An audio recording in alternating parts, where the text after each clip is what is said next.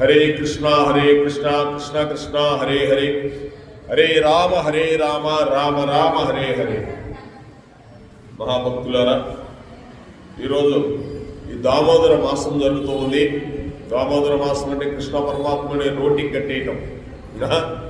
భగవంతుడిని అలా బంధిస్తే మన బంధాలు లేకపోతాయి. అయితే ఈరోజు కార్తీక శుద్ధ ప్రబోధిని ఉత్తాన ఏకాదశి. స్కంద పురాణం అంటే కార్తికేయ పురాణంలో బ్రహ్మదేవుడు నారదుడికి ఒక దినమున సంవాదం జరుగుతూ ఉంది. నారదుడు అడిగాడు బ్రహ్మదేవుడిని, ఓ విధాత, కార్తీక శుద్ధ ఏకాదశికి ఏమని పేరు? దీనిని పాటించిన జీవులకి ఎటువంటి క్షేమము కలుగును? దయతో విషయము నాకు వివరించవలసింది. అందుకు బ్రహ్మ సమాధానంగా ఈ విధంగా చెప్తాడు, ఓ వత్స నారద, చాతుర్మాసములో నిద్రించిన భగవానుడు ఈ కార్తీక శుద్ధ ఏకాదశి తిథి యందు నిద్ర నుండి మేల్కొనుడు.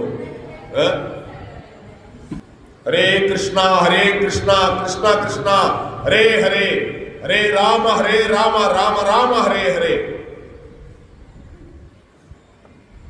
ఈ చాతుర్మాసంలో నిద్రించిన భగవానుడు ఈ కార్తీక శుద్ధ ఏకాదశి తిథి యందు నిద్ర మేల్కొంటాడు.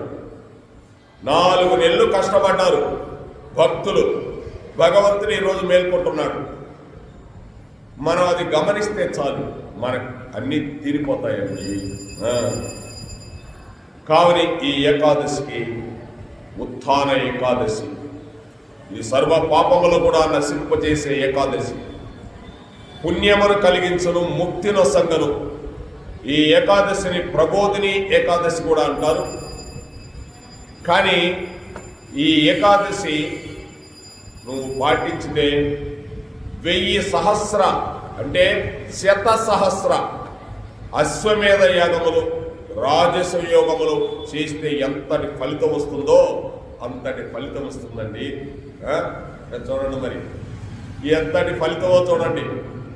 ఒక్క అశ్వమేధ యాగం చేయాలంటే ఎన్ని కష్టాలు పడాలో. ధర్మరాజు ఒక్క రాజస యోగం చేశాడు, ఎంత ధనం కావాలనో. రామచంద్ర ప్రభు ఒక్క అశ్వమేధ యాగం చేశాడు, అది కూడా పూర్తిగా సంపూర్ణంగా కాలం.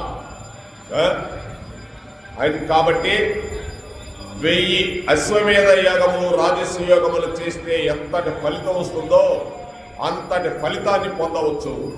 ఈ ఒక్క ఏకాదశి వ్రత ఉపవాసం అట్టి ఫలితాన్ని పొందుతారని శ్రీకృష్ణ భగవానుడు ఈ విధంగా సెలవిస్తూ ఉన్నాడు. అంతేగాక అంత్యమునందు కృష్ణ పరమాత్మ లోకానికి కూడా వెళ్ళిపోతాం. ఈ తిథి యందు నవధాన్యములు భక్షించకూడదు, మరి బియ్యం ఇటువంటి తీసుకోకూడదు. రాత్రంతా కూడా నిరాహారముతో ఏమీ తీసుకోకుండా శ్రీకృష్ణ భజన చేయవలెను. శ్రీకృష్ణ కథాశ్రవణము, కీర్తనము, కృష్ణ నామము రాత్రంతా మేల్కొని ఈ విధంగా చేయవలెను. ప్రాతకాలమున నువ్వు చెయ్యి పైన త్యజించి చక్కగా ముఖ హస్త ప్రక్షాళనము చేసి స్నానమాచరించి శ్రీ కేశవని పూజించవలెను. మరలి ద్వాదశి నాడు ఉదయాన్నే లేచి భగవంతుని అర్చించి మహానివేదమును అర్చించి ప్రసాదమును స్వీకరించవలెను. ఈ విధంగా శ్రీమద్ భగవత్ అచ్చారణావిందములు అందు ఆత్మ సమర్పణము కోరుచు మనందరం కూడా నిర్హేతమైన భక్తి కొరకై ప్రార్థించాలి కృష్ణ భగవానుడు. శ్రద్ధ, భక్తి, నిష్టలతో ఈ ఏకాదశిని పాటించినచో వారికి పునర్జన్మ రహితము, మరలా పునర్జన్మ అనేది లేకుండా గోలోక ప్రాప్తి కలుగునని బ్రహ్మదేవుడు చెప్పి నారదుడికి అంతర్హితుడైపోయాను, అంతర్ధానం అయిపోయాడు. గోలోక బృందావనం ఇక్కడ ఉండదండి, వైకుంఠ లోకాలు దాటిపోవాలి. అక్కడ ఉంటాడు రాధాకృష్ణుడై, ఇక్కడ ఉంటాడు, ఎక్కడో ఉంటాడు రాధాకృష్ణుడు. అటువంటి లోకాన్ని తీసుకెళ్తారు. చూసారా, ఏకాదశి ఉపవాసం అంటే ఎంత గొప్పదో. తెలుసో తెలియక ఉన్నారంతే. ఏకాదశి వల్ల ఇంత ఫలితం ఉంటుందండి, మామూలు ఫలితం ఉండదు. ఎవరైనా వాడు ఉద్ధరించుకోవాలా. కృష్ణ పరమాత్ముడు అదే చెప్పాడుగా, ఉద్ధరణాత్మనే ఉద్ధరణే. అర్జున, నిన్ను నీవే ఉద్ధరించుకోవాలి. ఒకరొచ్చి నిన్ను ఎవరు ఉద్ధరించలేరు. నీ భక్తి నువ్వే చేసుకోవాలా, నీ ప్రార్థన నువ్వే చేసుకోవాలా, భగవంతుడికి నీవే చెప్పుకోవాలి. ఒకరు చెప్తే కుదరదండి. ఇవన్నీ కూడా ఎంతవరకు అంటే అంతవరకే. కృష్ణం వందే జగద్గురు. దామోదర జయ దామోదర, జయ రాధా దామోదర.